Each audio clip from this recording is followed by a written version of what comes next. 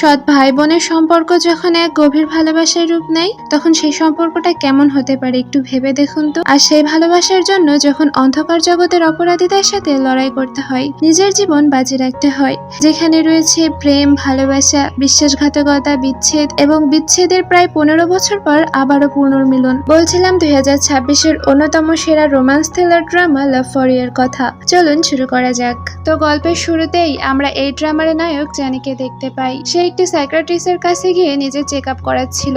Check up করার সময় তার অতীতের কিছু কথা মনে পড়ে যায়, যার মাধ্যমে আমরা জানতে পারি জ্যানি আগে একজন MMA ফাইটার ছিল। জ্যানি সারা জীবনই অনেক কষ্ট করেছে। স্ট্রাগল করতে করতে সে জীবনের এক পর্যায়ে এসে ক্লান্ত হয়ে গিয়েছে। তবে জ্যানির এই কষ্টকর জীবনে একজন সঙ্গী ছিল, যার সাথে তার অনেক ভালো ভালো স্মৃতি রয়েছে। অন্যদিকে এই ড্রামার নায়িকা মাউজিনকে দেখানো হয় সে অনেক বছর পর তার নিজের শহরে ফিরে যাচ্ছে। প্রতিমধ্যে অনেক ড্রাইভার তাকে গাড়িতে লিফট দেওয়ার জন্য প্রস্তাব দেয়, কিন্তু তখনই তার সাথে এক পুরনো স্কুল বন্ধুর দেখা হয়ে যায়। তাই সে সেই বন্ধুর সাথে করে নিজের বাড়ির উদ্দেশ্যে রওনা দেয়। এদিকে জ্যানির কাছে তার অ্যাসিস্ট্যান্ট এসে জানায় যে বাইরে কিছু গুন্ডা ঝামেলা করছে। তারা সেখানে শুধু জুয়া খেলছে না, বরং একটা মেয়েকে উত্ত্যক্ত করছে। এ কথা শোনা মাত্রই জ্যানি বাইরে চলে আসে এবং শান্তভাবে বলে, তোমাদের যতটুকু খেলার ছিল খেলে নিয়েছো, এবার এখান থেকে চলে যাও, এদের সব টাকা আমি দিয়ে দিচ্ছি। কিন্তু সেই গুন্ডাদের লিডার তাকে খোঁচা দিয়ে বলে, আগে তো নিজের হাই স্কুলের বোনকে বাঁচানোর জন্য সাথে সাথে মারপিট করতে চলে আসতে, তাহলে এখন কি হলো? ও আচ্ছা, এখন তো তোমার বোন এখানে নেই, হয়তো তোমাকে সেকা দিয়ে সে চলে গিয়েছে। নিজের বোনের নাম শোনা মাত্রই তো জ্যানির অনেক বেশি রাগ হয়ে যায়। তার চোখের ইশারায় তার লোকেরা সাথে সাথে মেইন গেট বন্ধ করে দেয়, যাতে কেউ বাইরে পালাতে না পারে। এটা দেখে তো ওই লোকটি ভয়ে ছুরি বার করতে থাকে। এটা দেখে তো জ্যানি একদমই ভয় পায় না। সে সোজা তার কাছে যায় এবং খালি হাত দিয়েই ধারালো ছুরিটা নিজের হাতে ধরে এবং তার চোখ বরাবর নিয়ে আসে। এবার তো সেই লোকটা অনেক বেশি ভয় পেয়ে যায় এবং হাত জোর করে ক্ষমা চায় আর বলে, দয়া করে আমাকে মাফ করে দিন। জ্যানি শুধুমাত্র এতটুকুই বলে যে পরের বার যেন এরকম ফালতু কথা বলার সাহস আর না হয়। এরপর সব গুন্ডারা তো ভয় পেয়ে সেখান থেকে পালিয়ে যায়। সেই ছোট্ট মেয়েটিও জ্যানিকে ধন্যবাদ জানিয়ে সেখান থেকে চলে যায়। অন্যদিকে জিয়া তার পুরনো বাড়িতে এসে পৌঁছায়। তখন সে তার বন্ধুকে গাড়ি ভাড়া দিতে চাইলে সে কিছুতেই নিতে চাচ্ছিল না। তা সত্ত্বেও জিয়া জোর করে টাকাটা তার কাছে দেয়। যাওয়ার সময় বন্ধুটি তাকে জিজ্ঞেস করে, তুমি যেখানে ফিরে এসেছো এ বিষয়টা কি জ্যানি জানে? কিন্তু জিয়া এই প্রশ্নের কোনো উত্তর না দিয়ে সেখান থেকে চুপচাপ ভেতরে চলে যায়। আচ্ছা, এই বাড়িটা কিন্তু জ্যানির, কিন্তু জিয়া এখানে কেন এসেছে এর কারণ আমরা একটু পরেই জানতে পারবো। যাই হোক, ঘরের ভেতরে গিয়ে জিয়া দেখে পুরো বাড়ি এবং ঘরের জিনিসপত্র ভীষণ অগোছালো আর নোংরা হয়ে পড়ে আছে। ওই সময় জ্যানির ফোনে মিস্টার জ্যাকের কল আসে। মিস্টার জ্যাক ফোনে বলেন যে একজন অনেক বড় প্লেয়ার তার সাথে খেলতে চায় এবং সে এর বদলে অনেক বড় অ্যামাউন্টের একটা টাকা দিতেও রাজি আছে। কিন্তু জ্যানি এত কিছু না ভেবে তো সরাসরি এই অফারটি রিজেক্ট করে দেয়। এরপর জ্যানি নিজের গাড়িতে বসে বাড়ির উদ্দেশ্যে রওনা দেয়।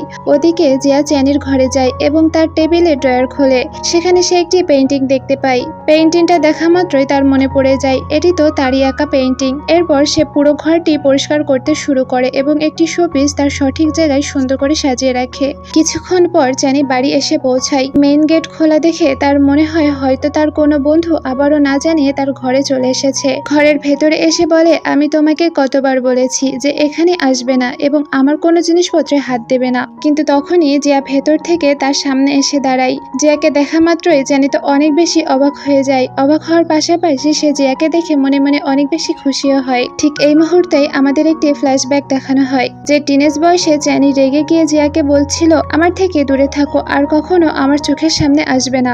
এরপর সিন বর্তমানে ফিরে আসে এবং জিয়া জ্যানিকে বলে, আমি তোমার জন্য স্যুপ বানিয়েছি, তুমি কি সেটি খাবে? তারা দুজন আর কোনো কথা না বাড়িয়ে স্যুপটা খেতে শুরু করে। তখন জ্যানি জানতে চায়, তুমি এখানে আবার কেন ফিরে এসেছো? জিয়া বলে, নিজের বাড়িতে আসার জন্য কি কোনো কারণ লাগে? জ্যানি বলে, এটা তোমার বাড়ি কিভাবে হয়? এটা তো আমার বাড়ি। জিয়া বলে, তুমি হয়তো ভুলে গেছো আমি এখানে 10 বছরের বেশি সময় ধরে এই বাড়িতে থেকেছি, তাহলে কি এটা আমার বাড়ি হলো না? আচ্ছা, এই কাহিনীটা আরো ভালোভাবে বোঝানোর জন্য আমাদেরকে কিছু বছর পেছনের অতীতে নিয়ে যাওয়া হয়। আর গল্প শুরু হয় 1997 সালে, যেখানে ছোট্ট জিয়া এবং তার মা একটি বাসে করে কোথাও যাচ্ছিলেন। তাদের কাছে টিকিট ছিল মাত্র একটি। আসলে জিয়ার বাবা মারা যাওয়ার পরে তাদের ফিনান্সিয়াল অবস্থা এত বেশি খারাপ হয়ে গিয়েছিল যে তাদের ডাবল টিকিট কেনার মতনও সামর্থ্য ছিল না। তাই বাসের কন্ডাক্টর আসার আগে ছোট্ট জিয়া লুকিয়ে পড়ে, কিন্তু কন্ডাক্টর তাকে দেখে ফেলে এবং টিকিট চাইতে থাকে। জিয়ার মা বলে, ও তো আমার কোলেই বসে যাচ্ছে, এটার জন্য আলাদা টিকিটের কি দরকার? কিন্তু কন্ডাক্টর বলে, আমি সব দেখেছি, ও আলাদা সিটেই বসেছিল। জিয়ার মা অনেক রিকোয়েস্ট করে আর বলে বাকিটা পথ সে আমার কোলেই যাবে, প্লিজ দ্বিতীয় কোনো টিকিট চেয়েন না। একই সময় ছোট্ট চ্যানি এবং তার কিছু বন্ধুদেরকে বাস স্ট্যান্ডে দেখা যায়। তারা সবাই মিলে সেখানে যাত্রীদের চুরি করার পরিকল্পনা করছিল। তখনই মাউজিন বাস স্ট্যান্ডে তার মায়ের জন্য অপেক্ষা করতে করতে চ্যানিদের সেখানে চলে আসে। তাকে দেখে চ্যানির বন্ধুরা বলে এই মেয়েটার কাছে বেশ দামি জিনিসপত্র আছে বলে মনে হচ্ছে, চলো ওর ব্যাগটা চুরি করে নিই। কিন্তু চ্যানির মাথায় অন্যরকম একটা ফন্দি ঘুরছিল। সে তার বন্ধুদেরকে বলে সে যেন জিয়াকে বিরক্ত করার নাটক করে। তারপর চ্যানি নিজে হিরো সেজে সেখানে আসবে এবং তাকে বাঁচাবে, যাতে জিয়া তাকে একজন ভালো মানুষ মনে করে ভালোভাবে তার ব্যাগটা দিয়ে দেবে। পরিকল্পনা অনুযায়ী চ্যানির বন্ধু সেখানে গিয়ে তাকে উত্ত্যক্ত করতে শুরু করে। তখনই চ্যানি সেখানে এসে সেই ছেলেটিকে বকাঝকা করে তাড়িয়ে দেয়। এখন চ্যানি জিয়াকে জিজ্ঞেস করে তুমি ঠিক আছো তো? জিয়া বলে হ্যাঁ আমি ঠিক আছি। এরপর চ্যানি বলে তোমার মা কোথায়? জিয়া উত্তর দেয় উনি ওয়াশরুমে গেছেন। চ্যানি বলে ব্যাগটা দেখে অনেক বেশি ভারী মনে হচ্ছে, এটা তুমি আমাকে দিতে পারো। জিয়া তাকে সত্যি একটা ভালো ছেলে মনে করে তার ব্যাগটা দিয়ে দেয়। ঠিক তখনই জিয়ার মা সেখানে চলে আসেন। তাকে দেখা মাত্র চ্যানি বুঝে যায় যে ইনি তার হবু সৎমা হতে চলেছেন, কারণ গত রাতে সে তার বাবার কম্পিউটারে ওনার ছবি দেখেছিলেন। চ্যানি তো অনেক বেশি রেগে যায় এবং জিয়ার ব্যাগটা নিয়ে সেখান থেকে দৌড়িয়ে পালিয়ে যায়। কিছুক্ষণ পর জিয়া এবং তার মা তাদের নতুন বাড়িতে এসে পৌঁছায়। সেখানে চ্যানির বাবা তাদের স্বাগত জানায় এবং জিয়াকে তার ঘরটা দেখিয়ে দেয়। তিনি বলেন যে আজ থেকে চ্যানি এবং জিয়া একই রুম শেয়ার করবে। সন্ধ্যাবেলা সবাই যখন ডিনার করছিল তখন চ্যানি ঘরে ফিরে আসে। জিয়া তো তাকে দেখে একদমই হতবাক হয়ে যায় এবং তার মনে পড়ে যায় এই ছেলেটি তো তার ব্যাগ চুরি করেছিল, যে কিনা এখন তার সৎ ভাই হতে চলেছে। তার বাবা তার নতুন স্ত্রী এবং জিয়াকে তার সাথে পরিচয় করিয়ে দেয়। চ্যানি তো অনেক বেশি রেগেছিল, শুধুমাত্র একটা হ্যালো ছাড়া আর কিছুই বলে না। তখন জিয়ার মা বলে জিয়া তুমি তো আঙ্কেলের জন্য একটা উপহার এনেছিলে। এটি শুনে চ্যানি বলে ওঠে হ্যাঁ আমিও উপহারটা দেখতে চাই। আসলে চ্যানি যে ব্যাগটি চুরি করে নিয়ে গিয়েছিল সেই ব্যাগটার ভেতরেই আঙ্কেলের জন্য সেই উপহারটি ছিল। জিয়া তার ব্যাগে থাকা একটি পেইন্টিং বের করে আঙ্কেলকে গিফট করে। পেইন্টিংটি দেখে তো আঙ্কেল অনেক বেশি খুশি হয়, যেটি দেখে চ্যানির অনেক বেশি রাগ হতে থাকে। রাতের বেলা জিয়া তার মাকে জানায় যে চ্যানি তার ব্যাগটা চুরি করেছিল। তার মা বলে তুমি খুব স্মার্টলি পরিস্থিতিটা সামলে নিয়েছো, আর একটু ধৈর্য ধরো। একবার আমার চাকরিটা হয়ে যাক, তারপর আমাদের দুজনের জীবন ধীরে ধীরে ঠিক হয়ে যাবে। এরপর জিয়া খুব সরলভাবে জিজ্ঞেস করে মা তুমি কি আঙ্কেলকে বিয়ে করবে? তার মা হেসে বলেন একসাথে থাকার জন্য কি বিয়ে করাটা খুবই জরুরি?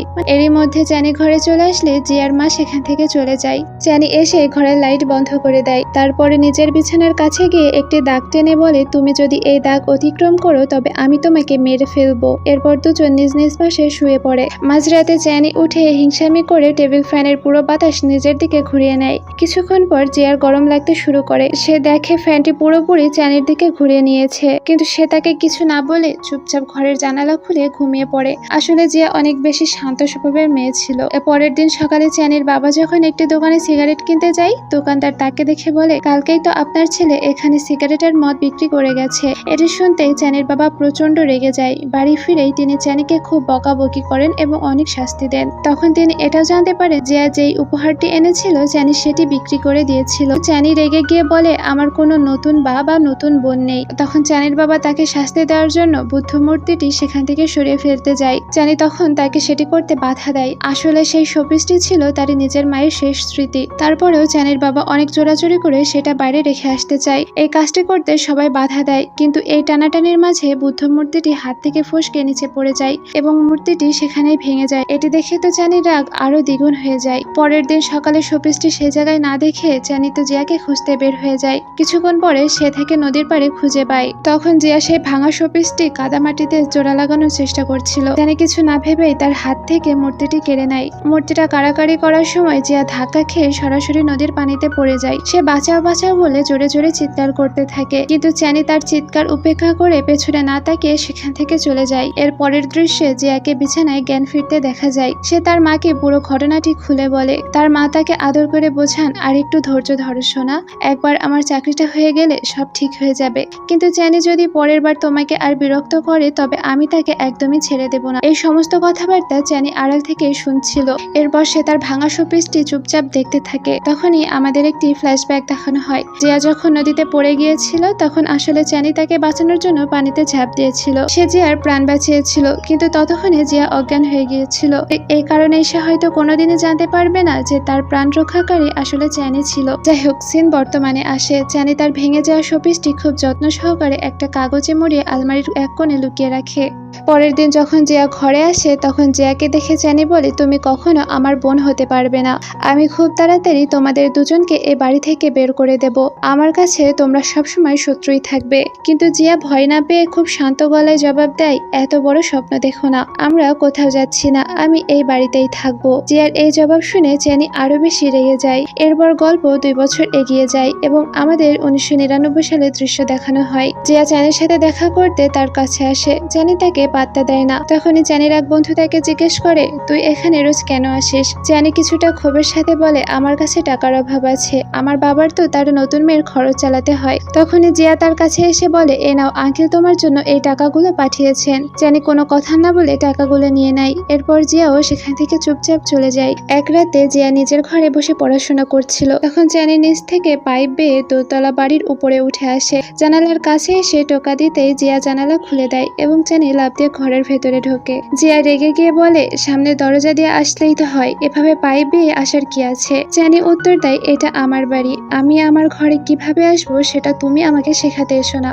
চ্যানি বলে, কয়েকদিনে পুরো ঘরটাই তো তুমি দখল করে নিয়েছো। জিয়া বলে, এই ঘরে তোমার পাশাপাশি আমিও থাকি, তাই তোমার জিনিসপত্রের পাশাপাশি আমার জিনিসপত্র এখানে থাকবে। এটি শুনে তো চ্যানি অনেক বেশি রেগে যায় এবং সে রেগে গিয়ে চ্যানির ব্যাগটা উপর থেকে নিচে ফেলে দেয়। জিয়া মনে মনে বলে, মিডল স্কুলে পড়ে অথচ এই ছেলেটা এখনো একটুও বড় হলো না। পরের দিন সকালে জিয়া যখন স্কুলে ছিল তখন শিক্ষিকা জানান যে স্কুল থেকে বাচ্চাদের ট্যুরে নিয়ে যাওয়া হবে। এরপর সব বাচ্চাদের পাশাপাশি জিয়া এবং চ্যানিও সেই পার্কে যায়। জিয়া যখন পার্কের ভেতরে এদিক ওদিক খুশিতে দৌড়াদৌড়ি করছিল তখন চ্যানি তার জামার কলার ধরে বলে, তুমি এখানে সেখানে কেন ছুটে বেড়াচ্ছ? মনে রেখো, তোমাকে এখানে আমার দায়িত্বে পাঠানো হয়েছে, তাই তোমাকে আমার সাথেই থাকতে হবে। এরপর যখন তারা সবাই একটি ইলেকট্রিক কারে চড়েছিল তখন দেখা যায় উপরে তারগুলো ঘর্ষণের কারণে সেখান থেকে আগুনের ফুলকি বার হচ্ছে। সে আগুনের ফুলকি দেখা মাত্রই চ্যানি অনেক বেশি ভয় পেয়ে যায়।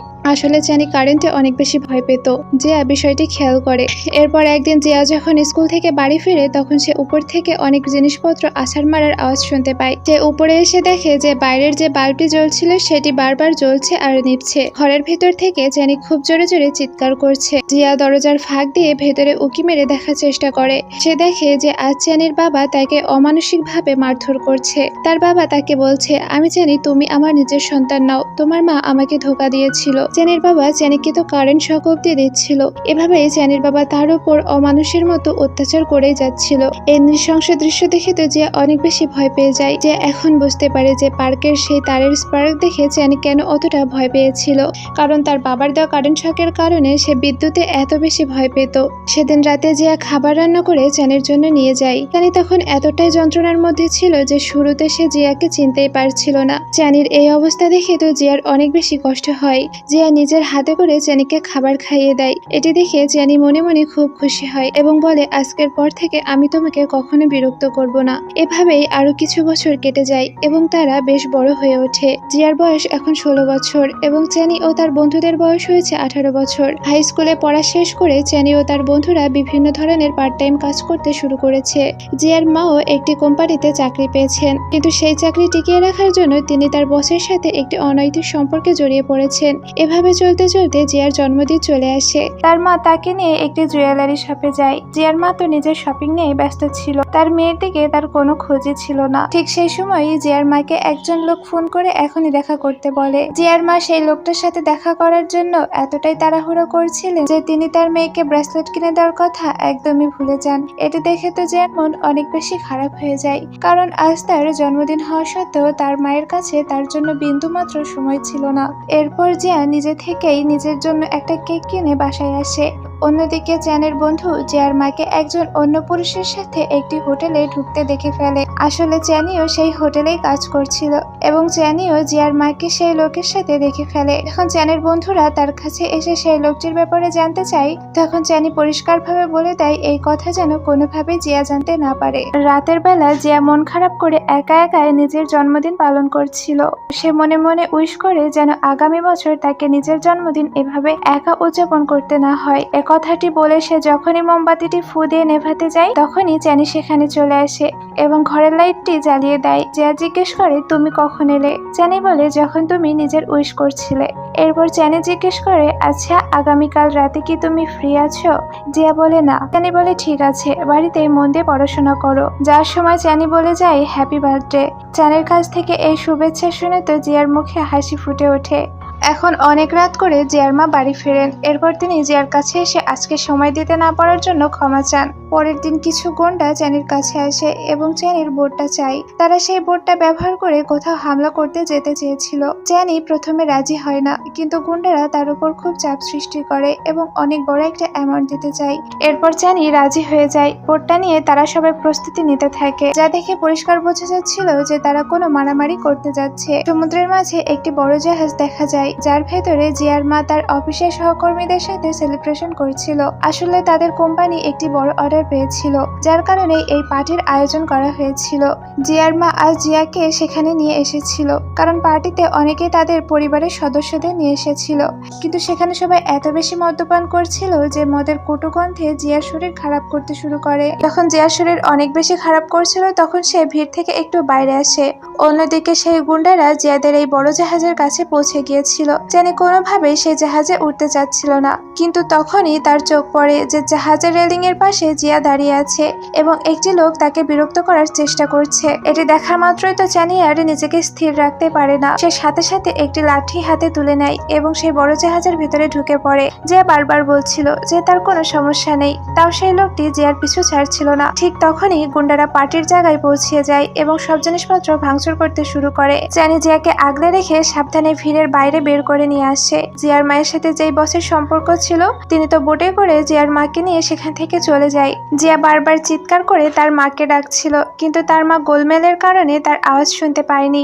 এরপর চ্যানি জিয়াকে নিয়ে একটি স্পিড বোর্ডে করে দ্রুত সেখান থেকে চলে যায়। যখন তারা নদীর পাড়ে এসে পৌঁছায় তখন চ্যানি বলে, এখন তোমার বাড়ি চলে যাওয়া উচিত, অনেক রাত হয়ে গিয়েছে। জিয়া বলে, আমার মায়ের আমার জন্য কোনো চিন্তা নেই, যদি থাকতো তবে উনি আমাকে ওই পার্টিতে এভাবে ফেলে আসতেন না। চ্যানি তার জ্যাকেটটা জিয়াকে দেয় যাতে সে তার ভেজা চুলগুলো মুছে নিতে পারে। চ্যানিকে উপর থেকে দেখে খুব কঠিন মনে হলেও আসলে সে মনে মনে জিয়ার অনেক যত্ন নিত। যাই হোক, এরপর দুজন মিলে বাড়ি পৌঁছালে চ্যানি বলে, তুমি ভেতরে যাও, আমার কিছু কাজ আছে। জিয়া যখন ঘরের ভেতরে ঢুকতে যাবে তখন সে থমকে দাঁড়ায়, কারণ ভেতরে জিয়ার মা এবং চ্যানির বাবা অনেক ঝগড়া করছিল। আসলে জিয়ার মা যে পরকীয়ায় জড়িয়েছে সেটা চ্যানির বাবা জেনে গিয়েছিল, যার কারণে তাদের মধ্যে ঝগড়া লেগেই থাকতো। চ্যানি জিজ্ঞেস করে, এখন কি করতে চাও? জিয়া বলে, আমার খুব খিদে পেয়েছে। এরপর তারা দুজন একটি লোকাল রেস্টুরেন্টে যায়। জিয়া যখন চ্যানিকে ড্রিঙ্ক করতে দেখে তখন সে নিজেও একটু ট্রাই করতে চায়, কিন্তু চ্যানি বলে, আগে বড় হও। এই বলে সে তার জন্য একটি কোল্ড ড্রিঙ্ক নিয়ে আসে। যখন তারা বাড়ি ফিরছিল তখন জিয়া বাহানা করে যে তার ফল খেতে ইচ্ছা করছে। চ্যানিও কথা মতো তাকে ফল কিনে দেয়। রাত তখন ঘড়িতে 1টা বাজে। জিয়া তখনও বাড়িতে ফিরতে চাইছিল না। চ্যানি জোর করে তাকে বাড়ির দরজায় নিয়ে আসে। তারা বাড়ি পৌঁছে দেখে এখনো তাদের বাবা মা ঝগড়া করছে। জিয়া আড়াল থেকে শুনতে পায় যে তার মা বলছে যদি জিয়াকে খুঁজে না পাওয়া যায় তাহলে তো সব দোষ তার উপরে আসবে এবং পুলিশ তাকে ধরে নিয়ে যাবে। এটি শুনে জিয়ার মন অনেক বেশি খারাপ হয়ে যায়, কারণ তার মা তার নিখোঁজ হওয়া নিয়ে চিন্তিত নয়, বরং নিজেকে নিয়ে এবং পুলিশের ভয়ে চিন্তিত। চ্যানি সাথে সাথে জিয়ার হাত ধরে তাকে সেখান থেকে বাইরে নিয়ে আসে।